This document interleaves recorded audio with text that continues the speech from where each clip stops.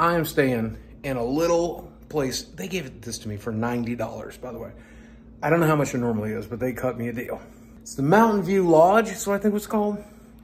Let me show you this place. All right, this is the entryway when you come in. This is on the corner, not too far from where I lived. I'm walking distance from a high school here in St. Paul.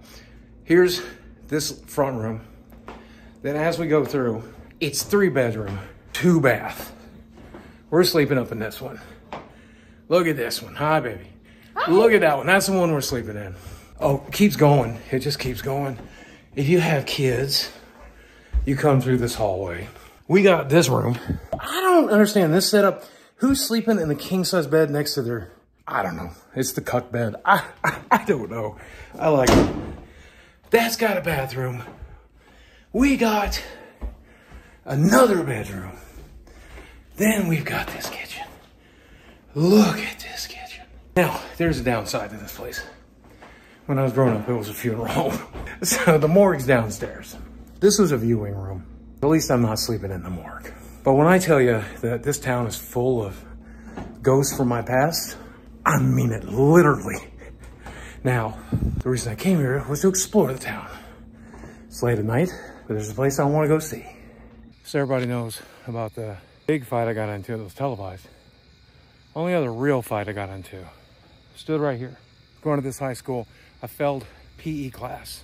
They made me take it over in 12th grade. So I'm in 10th grade PE.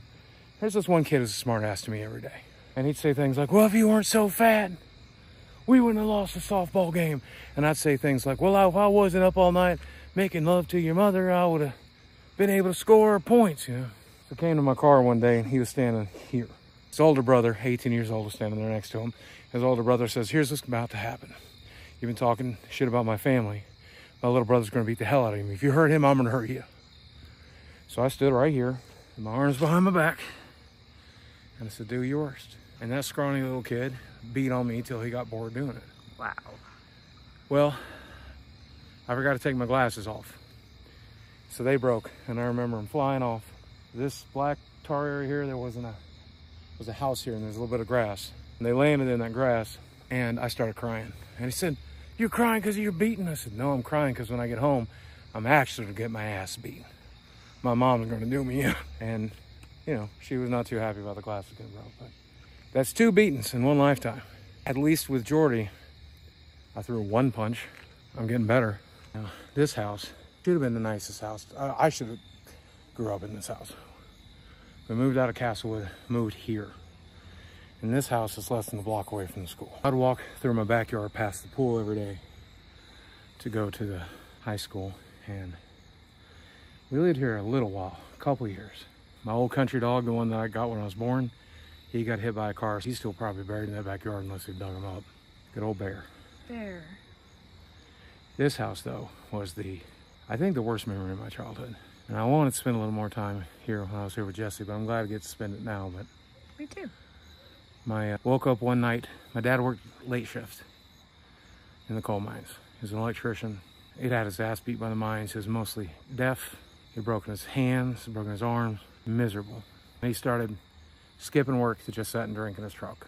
One night, about 1 a.m., there's somebody knock on the door, and they've got my dad in a drunken stupor, and they help him into the house. They explained that Dad had been sitting in front of the country store just up the road, and he'd been in his truck, and he must have put it in drive or something, and it rolled across the street and down the hill. And they knew that the cops picked him up, it'd be a hell of a lot of trouble. They went down there, got him instead, and took him home. A week later, a night Dad had off, he slept in the couch here in this front living room, and I woke up to him screaming his lungs out. And he was laying on the couch with his hands in the air like he was reaching for angels or something. And my mom was sitting next to him with a wet washcloth, had him on his forehead. And I'm like, Mom, what's happening? She goes, go to bed, Steve. It's no big deal. I said, Mom, you need to dial 911. That man's dying. Now that's how I remember saying it. I was 12. But she said no. She was embarrassed. She didn't want the town to know that he was going through whatever he was going through. Well, I called 911. And the ambulance showed up. 30 minutes later, it takes a while in a town like this. And they took him off, and he went out to Salem to be rehabilitated. And Mom told me it was an alcoholic seizure. I don't know what that is. I've tried to look it up. And my understanding of what it's supposed to be is that his brain was so starved of nutrients, it was basically living off of just the alcohol. And the man was down to 96 pounds. He had not eaten food and I can't tell you how long. His brain had basically a stroke. I believe it was just a regular stroke brought on by all that stuff. My brother has often asked the question whether or not Mom had poisoned him. He was missing work. He wasn't holding his end of the bargain up, and I wouldn't put it past Mom. Regardless, 6 months later, he came home to us, and he couldn't talk anymore, could barely walk, could barely talk, could barely listen.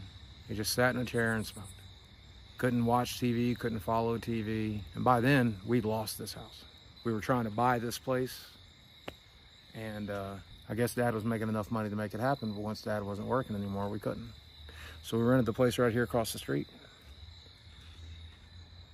It's that little lit up one with the decorations. I remember there used to be a dogwood tree right out front, and I wish it still was. Beautiful. It was a nice little house. He came home to that. And from this house to that house to the apartments that they've torn down to River Road and to finally South St. Paul. I've gone to that house once. I don't know if we're going back, but I'd give anything to be able to go into this house, walk through it. Yeah. If there was any moment that everything just took the turn for the worst, it was in this house. And while Dad was gone, while Dad was sick, my mom had never much more than spanked me a little bit or jerked me by the arm, but I got my first beating, just genuine beating in this house. She had asked me to change my bed clothes and my sheets, and it was the first time ever doing like that. And I was like 10 or 11, I'd never done it before. And I was doing it wrong. She came in and just started wailing on me, screaming at me, and hitting me over and over and over again. And I remember pulling the blankets over me at first, and then eventually getting the mattress of my little twin bed on top of me, and her stomping on that mattress, just having, I think I've heard it called a stomping party before, and I think that's what it was. Well, I went into my first dissociative episode, and that's where your brain kind of leaves your body and you just exist in autopilot. And I was there for I don't know how long. I do know it was light when that happened, and it was dark when she came and made me get up. Dad hadn't got sick. Been a whole other ball game, I think, but it is what it is. As beautiful as this town is, though, it's crazy that dark stuff like that happens in it. I think, though, coming back here, I see this place for the beautiful little town it is. This town has changed a lot for the better, and I'm really glad to be in it. Glad I was able to be here with you. I'm really glad you're here. I couldn't do this without you. I couldn't do this without my best friend. God bless you, sweetheart. God bless you, baby. Let's go find something fun to do. Let's go. Let's go find something fun. All right, neither of us is drinkers. This is, well, I am splurging a little bit. Look at that, Dr. Pecker. I had a Mountain Dew earlier too. I'm in splurging today because we are processing our feelings, right? But we both got dark pasts, right? Yes. So cheers for dark pasts with brighter futures. Cheers. Cheers. I forgot to drink. It's hard to do YouTube when you're processing your emotions.